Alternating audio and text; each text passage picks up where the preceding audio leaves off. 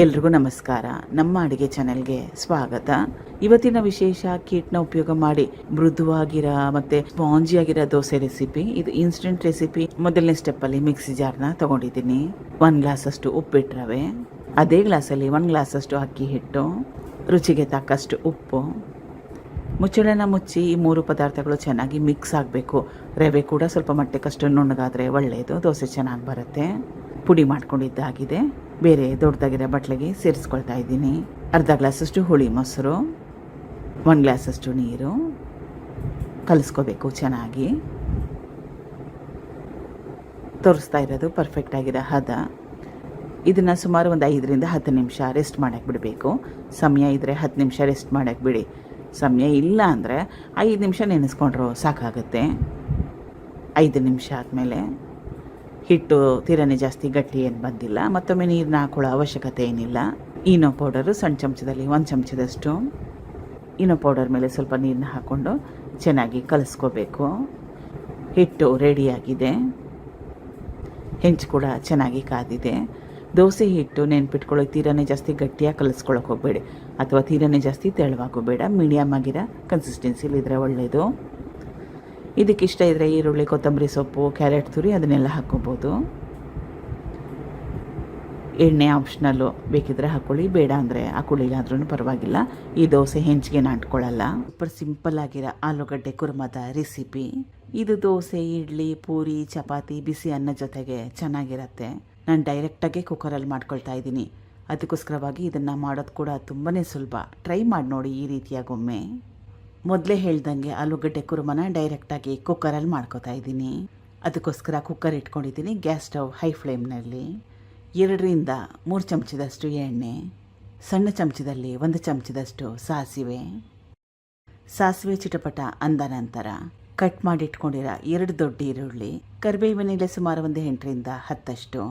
ಈರುಳ್ಳಿನ ಕೆಂಪಾಗಿ ಹುರ್ಕೊಳ್ಳೋ ಅವಶ್ಯಕತೆ ಏನಿಲ್ಲ, ಕೆಂಪಾಗಿ ಬೇಯಿಸ್ಕೊಳ್ಳೋ ಅವಶ್ಯಕತೆ ಏನಿಲ್ಲ. ಈರುಳ್ಳಿಲಿರೋ ಹಸಿ ವಾಸನೆ ಹೋಗಿ ಸ್ವಲ್ಪ ಬಣ್ಣ ಚೇಂಜ್ ಆದರೆ ಸಾಕು. ಮೀಡಿಯಮ್ ಫ್ಲೇಮ್ನಲ್ಲಿ ಸುಮಾರು 2ರಿಂದ 3 ನಿಮಿಷ ಬೇಯಿಸ್ಕೊಂಡ್ರೆ ಸಾಕಾಗುತ್ತೆ. ಈರುಳ್ಳಿ ಬೇಯೋಷ್ಟರಲ್ಲಿ ಇದಕ್ಕೆ ಮಸಾಲಾನ ರುಬ್ಕೊಳ್ಳೋಣ. ಮಿಕ್ಸಿ ಸಣ್ಣ ಜಾರ್ ತೊಗೊಂಡಿದ್ದೀನಿ. ಇದು ಕಾಯಿ ಚೂರುಗಳು 1 ಬಟ್ಲಷ್ಟು, ಅಥವಾ ಸಣ್ಣ ತೆಂಗಿನಕಾಯಲ್ಲಿ ಅರ್ಧ ಹೋಳಷ್ಟನ್ನ ಉಪಯೋಗ ಮಾಡಿದ್ದೆ.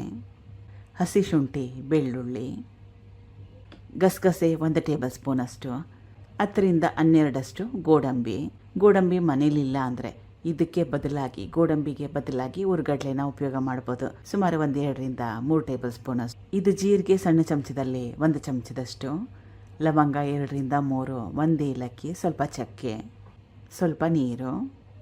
ಚೆನ್ನಾಗಿ ನುಣ್ಣಗೆ ರುಬ್ಕೋಬೇಕು. ನುಣ್ಣಗೆ ರುಬ್ಕೊಳ್ಳೋದು ತುಂಬಾ ಮುಖ್ಯ. ರುಬ್ಕೊಂಡಿದ್ದಾಗಿದೆ.